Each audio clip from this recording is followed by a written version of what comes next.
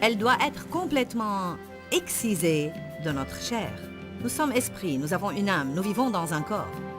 Le corps et l'âme, ensemble, forment en fait ce que la Bible appelle la chair. Nous avons de bonnes Restez choses avec dans nous l'esprit. dans Jouissez de votre vie.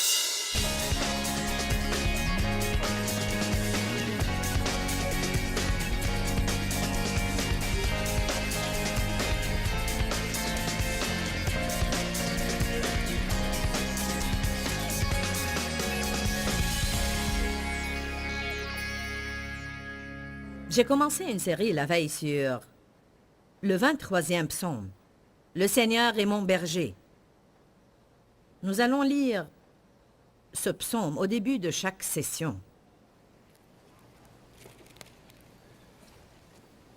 Ce psaume est cité plus que tout autre peut-être pour réconforter les gens.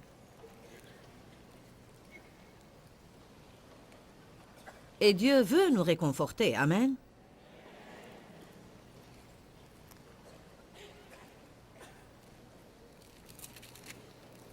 L'Éternel est mon berger. L'Éternel est mon berger. C'était le point principal de la veille. Non seulement un berger ou le berger, mais l'Éternel est mon berger. Je ne manquerai de rien. Je ne voudrais rien. Verset 2. Il me fait reposer dans de verts pâturages frais et tendres. Il me dirige près des eaux paisibles et tranquilles. Verset 3. Il restaure et il rafraîchit mon âme. Il me conduit dans les sentiers de la justice. Non pas parce que je l'ai gagné, mais à cause de son nom. Quand je marche dans la vallée de l'ombre de la mort, je ne crains aucun mal. Car tu es avec moi. Ta houlette me protège, ton bâton me guide, il me rassure. Verset 5. Tu dresses devant moi une table en face de mes adversaires. Tu oins d'huile ma tête, et ma coupe déborde. Verset 6. Oui, le bonheur et la grâce m'accompagneront tous les jours de ma vie, et j'habiterai dans la maison de l'Éternel jusqu'à la fin de mes jours. Hier soir, nous avons couvert l'Éternel est mon berger. Ce matin, je vais examiner. Je ne manquerai de rien. Je ne voudrais rien. Ça indique le bien-être. Quand les brebis ont un bon berger, elles devraient être des brebis satisfaites. On va également parler un peu de « Il me fait reposer dans de verts pâturages. Il me dirige près des eaux paisibles et tranquilles. » Dieu nous a appelés à vivre en paix. Il ne veut pas qu'on s'inquiète, qu'on soit craintif et qu'on soit anxieux. Ce serait agréable de se reposer près des eaux paisibles. Ça exprime l'absence d'inquiétude. Entrer dans le repos de Dieu, sachant qu'il va satisfaire nos besoins. Ce serait agréable si nous faisions cela. Mais le psalmiste dit « Il me fait ». Parfois, tandis qu'il nous fait faire des choses, on finit par être fatigué, par avoir mal à cause de l'obstination, l'égoïsme, l'égocentrisme et l'attitude indépendante qui doit être complètement excisée de nous. On n'y renonce pas volontiers. Elle doit être complètement excisée de notre chair. Nous sommes esprits, nous avons une âme, nous vivons dans un corps. Le corps et l'âme, ensemble, forment en fait ce que la Bible appelle la chair. Nous avons de bonnes choses dans l'esprit et nous voulons faire les choses comme il faut. C'est pourquoi il y a un combat en vous. Quand vous êtes tenté de faire la mauvaise chose, une partie de vous veut faire le mal et l'autre le bien. Et la partie qui veut faire le bien doit devenir assez forte pour prendre le contrôle toujours et dans chaque situation. Mais nous savons tous que c'est un processus. Ça ne se produit pas simplement du jour au lendemain. Allez à Colossiens chapitre 3, verset 5. Nous avons parlé en fin de soirée hier comment un berger met une marque sur chacune de ses brebis, une marque de propriété. Et en langue de berger, ça s'appelle être immatriculé. Ces brebis sont désignées comme appartenant à un certain berger. Ainsi, si elles errent ou s'égarent et arrivent dans le pâturage de quelqu'un d'autre, on sait toujours à qui elles appartiennent. Eh bien, cette marque est faite avec ce que les bergers appellent un couteau d'abattoir. Il y a tant de bonnes leçons à tirer des analogies entre les brebis et les enfants de Dieu, et entre les bergers naturels et notre rapport avec le berger. Colossiens 3:5. Paul enjoint l'Église, faites donc mourir les mauvais désirs tapis dans vos membres, les tendances animales et tout ce qui est terrestre en vous. Si vous étudiez le mot chair en grec, c'est le mot grec sarx, S-A-R-X, et il signifie tendance animale. Quand nous marchons selon la chair, nous pouvons agir bien mal parfois, n'est-ce pas? Voire nous choquer nous-mêmes parfois. Je n'arrive pas à croire que j'ai agi de cette manière. C'est tragique de voir comment on agit des fois juste parce qu'on n'obtient pas ce qu'on veut, quand on le veut, et comme on le veut. Mais tout le monde a cette tendance charnelle, et elle doit être corrigée en nous tous. Ce que vous éprouvez ne vous est pas unique du tout, mais tout le monde en fait l'expérience. Évidemment, certaines personnes passent plus facilement que d'autres personnes. Certaines doivent être traitées plus longtemps que d'autres. Parfois, c'est le produit de notre tempérament naturel et de notre personnalité. De même, dans la vie, il y a ceux qui sont plus commodes et ceux qui sont plus difficiles. Mais Dieu merci, il persiste avec nous jusqu'à ce que le travail soit fait. Dites, Dieu ne me lâchera jamais.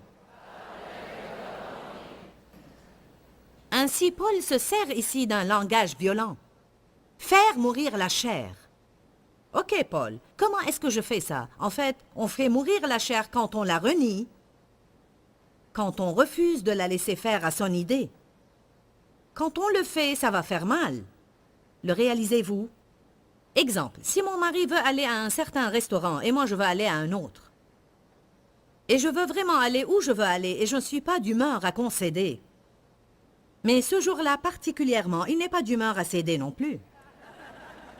En tant qu'épouse, qui selon la Bible est supposée être soumise, quand il y a un désaccord et ce désaccord tourne à la bagarre, c'est moi qui suis censée m'incliner. Donc, si je dis « Seigneur, je sais qu'en cet instant je dois rentrer en accord avec Dave et ça ne vaut pas la peine de se disputer pour ça, et donc je dis « Bien sûr chérie, c'est d'accord, nous irons là où tu veux ». Je pourrais le dire par obéissance à Dieu et je pourrais vouloir le dire du fond du cœur, mais ma chair pique une crise.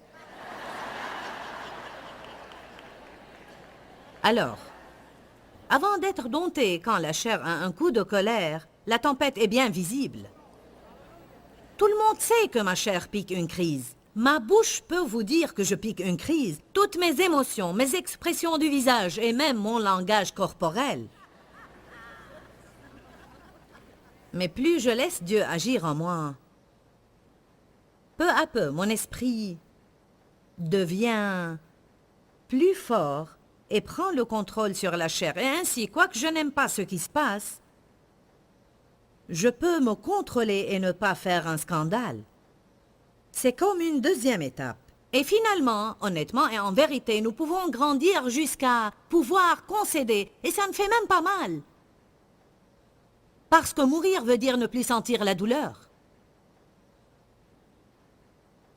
Si jamais on sent la douleur, quand on n'en fait pas à sa tête, ça veut dire qu'il y a quelque chose dans cette chair qui est encore vivant.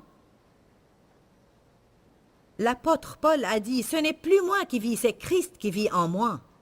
Quand on en vient au point où on peut dire « le moi est mort », à ce moment-là, on est libre parce qu'on ne sent pas la douleur. Quand on apprend que les gens parlent de nous, c'est plutôt « je prierai pour eux, mais je sais qui je suis en Christ et je sais que mon cœur est droit ».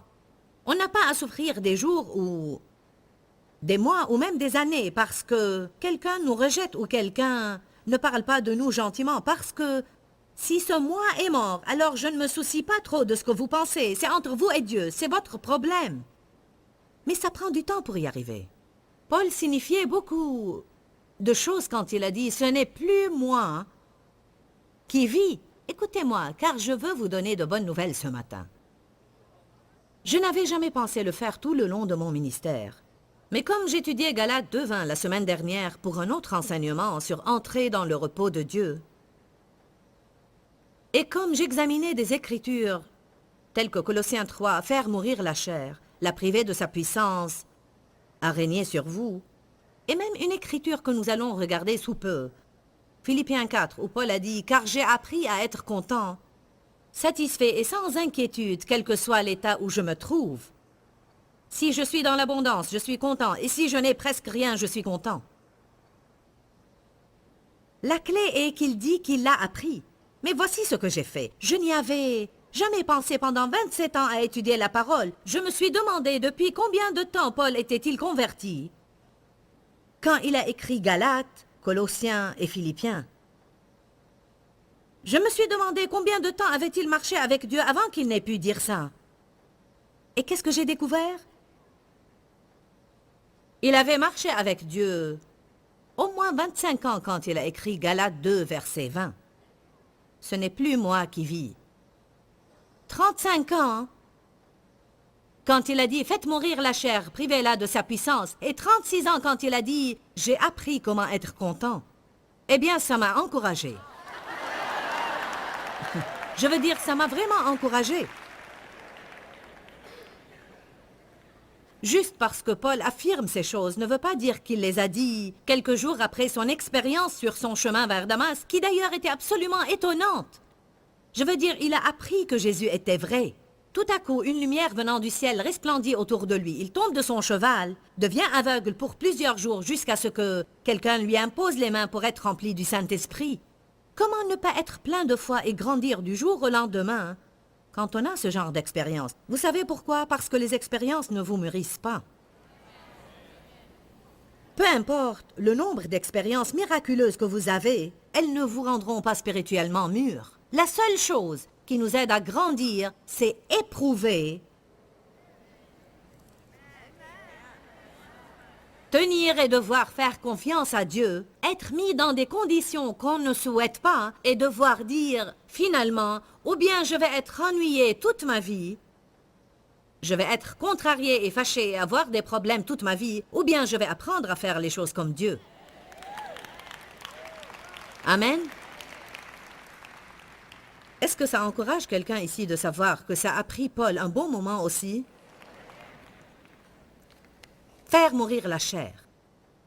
Bon, je crois que pour avoir de la maturité spirituelle, je ne pense pas que vous puissiez l'obtenir dans une file pour la prière, par un miracle ou par une expérience. Je crois qu'on doit endurer des choses, on doit acquérir l'expérience et on doit éprouver de première main la fidélité du Seigneur dans nos vies. On doit passer par des épreuves et voir Dieu nous en sortir. On doit avoir des besoins et observer Dieu pourvoir à ses besoins. Et chacun de nous doit l'obtenir pour soi. On ne peut pas le recevoir de quelqu'un d'autre. Par exemple, quand j'ai dû subir une intervention chirurgicale, notre ministère était à ses débuts. Et je vous dis que chaque dollar qui rentrait, on en avait désespérément besoin. Et je devais donc faire cette opération. Et pendant un certain temps, je n'allais pas pouvoir réaliser ce que je fais normalement. Et nous étions si soucieux. Qu'est-ce qu'on allait faire? Comment est-ce qu'on serait soutenu si je ne pouvais pas sortir et faire mes conférences parce que notre revenu y dépendait en ce temps-là?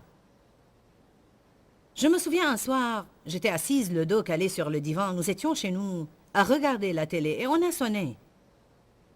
Un homme apparut à la porte. C'était un pasteur local qu'on connaissait, mais pas très bien. Je veux dire, on ne le connaissait pas personnellement. On avait juste entendu parler de lui.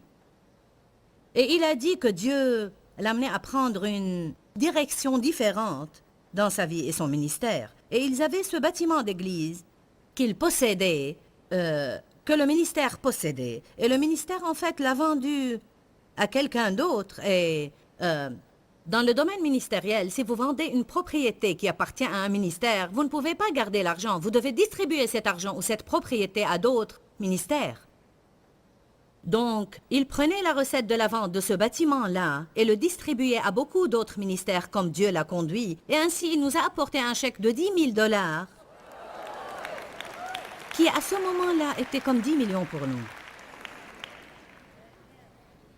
J'ai vu la fidélité de Dieu au moment où j'avais besoin qu'il soit fidèle. C'est ces choses-là qui accroissent notre foi.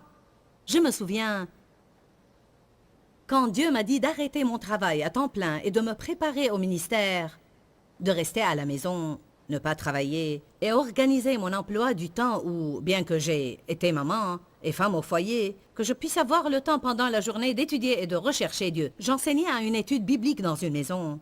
Et littéralement, tout ce dont j'avais besoin, je devais le noter sur une liste de prières parce que je faisais la plupart de mes achats au brocante de maison. Je veux dire, si mes gosses avaient besoin de chaussures, je devais croire en Dieu de pouvoir trouver des chaussures pour 25 ou 50 centimes qui soient assez décentes pour être portées. Et je me rappelle avoir mis sur ma liste de prières « Dieu, j'ai besoin d'un nouveau poêle et de 12 torchons à vaisselle ». Ce que je vais vous dire s'est produit. Une femme est venue à ma porte un jour et elle a dit « J'espère que vous ne pensez pas que je suis folle à lier, mais j'ai eu l'impression que Dieu m'a dit de vous apporter 12 torchons à vaisselle. »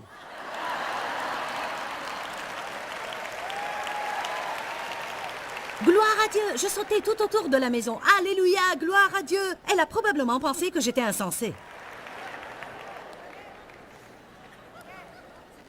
Je vous dis et je certifie, tels sont les temps où votre foi est établie en Dieu, et tels sont les temps où vous prouvez la fidélité de Dieu. Quand vous subissez des choses, et si je n'avais pas eu besoin de ces 12 torchons à vaisselle, et si je pouvais les acheter,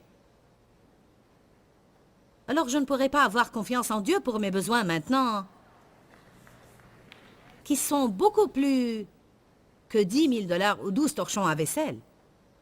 Nous avons souvent besoin de quelqu'un au ministère qui a des qualifications précises, mais nous ne pouvons pas mettre une annonce dans le journal car nous allons recevoir un nombre de candidats, mais ils ne vont pas être le genre de personnes que nous souhaitons. Et ainsi, on doit vraiment avoir confiance en Dieu pour les employés dont on a besoin, non seulement pour leurs qualifications, mais aussi l'attitude qu'il faut et la maturité spirituelle. Et ce n'est pas facile d'y arriver, je vous le dis. Nous avons vu Dieu au cours des années toujours pourvoir pour nous et nous apporter exactement ce dont on a besoin, quand on en a besoin. J'ai vu Dieu me donner fréquemment la vigueur physique, quand mon corps me causait beaucoup de problèmes et je sentais qu'il n'y avait pas moyen de me lever et de prêcher là. Je ne pouvais pas le faire, mais je savais que je devais le faire. Et ainsi, je prenais ces pas de foi. Je me rappelle des fois, sur le plateau, où je me sentais si faible que je devais m'appuyer au pupitre pour ne pas tomber par terre. L'onction de Dieu venait alors sur moi, et je me sentais assez forte pour courir aux 4 coins de la ville. Et quand je terminais ce que je devais faire... Oh! Dieu nous donne la force et le pouvoir de faire ce qu'on doit faire. Il pourvoit, il amènera les personnes qu'il faut dans votre vie, il pourvoira à vos finances. Le Seigneur est mon berger, je ne voudrais rien.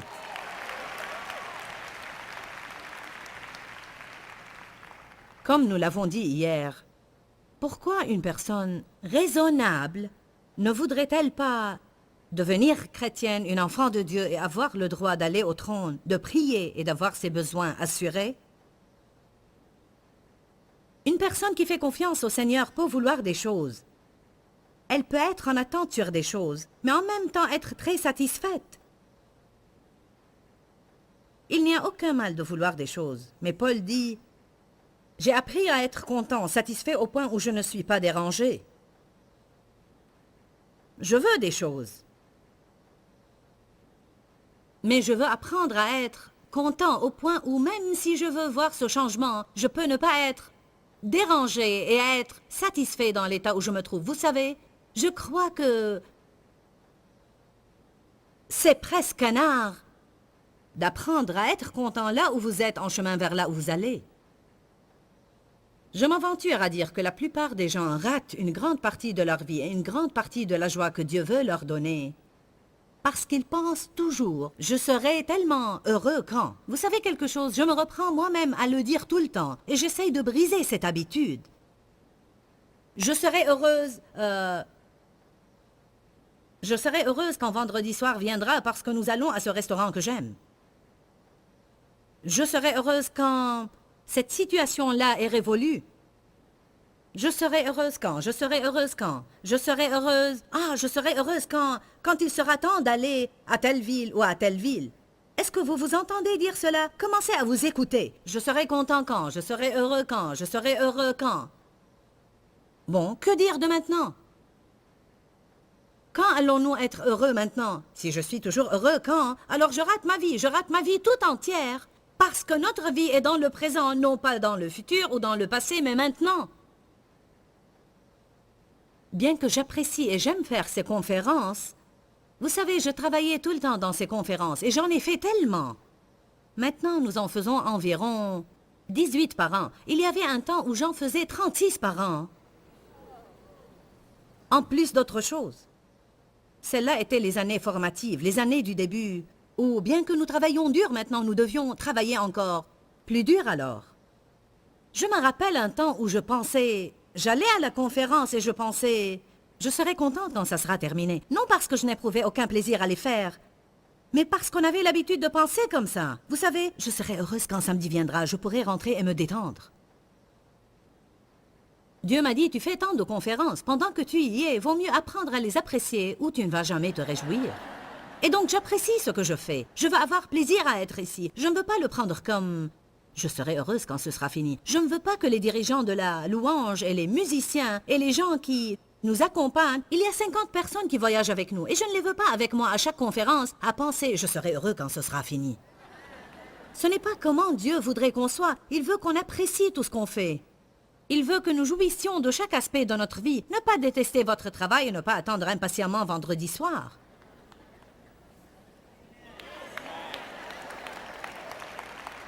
Amen. Appréciez où vous êtes, en chemin vers là où vous allez. Pour le contentement, on doit apprendre à être satisfait avec moins. Je ne m'attendais pas à avoir trop d'amen, car personne ne veut moins, tout le monde veut plus. À mon avis, plus ne nous rend pas toujours plus heureux. Des fois, avoir plus nous donne plus de responsabilités, plus de choses dont il faut s'occuper, et plus de quoi grogner et pester. Dieu, je veux une plus grande maison, une plus grande maison. Maintenant, je moquerai parce que je dois la nettoyer.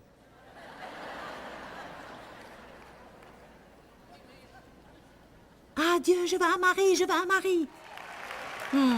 Mais nous n'avons pas besoin d'en parler.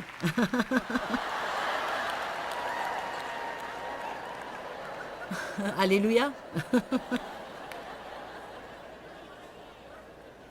Quand je dis apprenez à être heureux avec moins, je ne dis pas que Dieu ne veut pas vous donner davantage. En fait, j'irais même à dire que je crois que les gens qui obtiennent le plus de Dieu sont ceux qui peuvent être heureux avec moins. Vous ne m'avez pas entendu. J'ai dit, les personnes qui obtiennent le plus de Dieu sont celles qui prouvent par leur attitude qu'elles peuvent être heureuses avec moins. Parce que si vous ne pouvez pas être heureux avec moins, vous ne serez pas heureux avec plus. C'est une belle affirmation. Si vous ne pouvez pas être heureux avec moins, vous ne serez jamais heureux avec plus.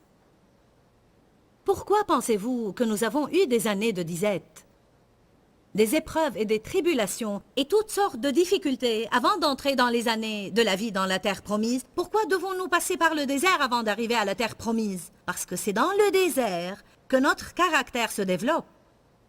Si nous ne voulons pas passer par des épreuves, nous serons sans caractère et nous serons comme un arbre sans racines. Il paraît ferme, mais le premier orage va le faire tomber et le détruire. Philippiens 4:11. Allons y jeter un coup d'œil. Bien que je l'ai déjà cité, on doit le voir ce matin de nos propres yeux.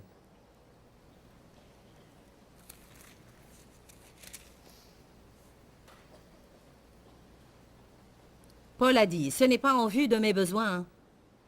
Philippiens 4, verset 11. Ce n'est pas en vue de mes besoins que je dis cela, car j'ai appris à être content dans l'état où je me trouve.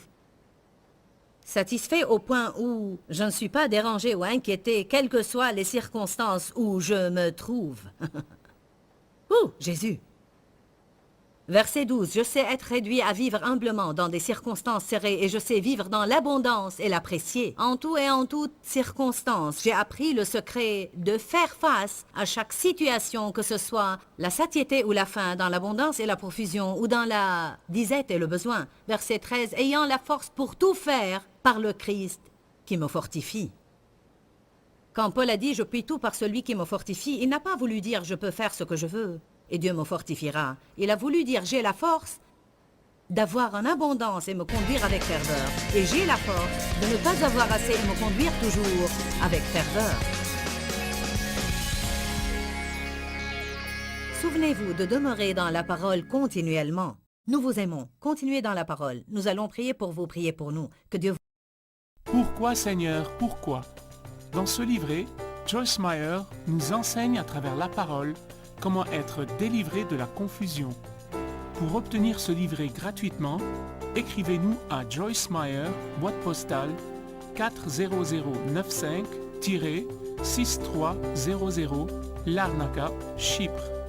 Ou bien visitez notre site web www.joycemeyer.org/fr.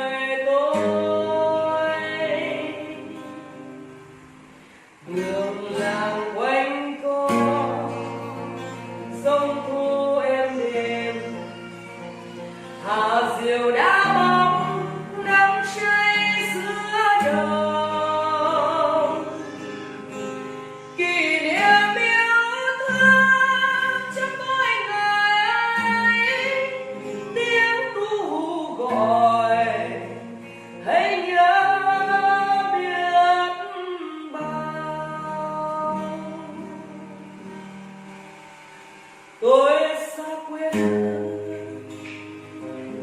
bao năm tháng qua, nhưng trong trái tim không bao giờ xa. Lời mẹ ru con hiu hiu chưa hè, mùa lụt nước lũ bắt cá giữa